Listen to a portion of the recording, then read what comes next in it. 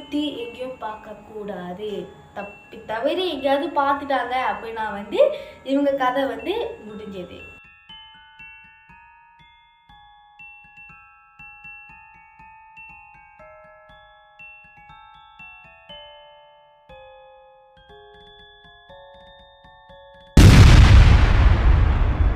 இந்த எஸ்சிபி நார்மலாக மனுஷங்க பாத்ரூம் போவாங்க, டாய்லெட் போவாங்க தெரியுது. அதேமாரி தான் இந்த எஸ்சிபி போகும், டாய்லெட் போவோம். இந்த இடத்துலேயே டாய்லெட் போவோம் இந்த எஸ்சிபி.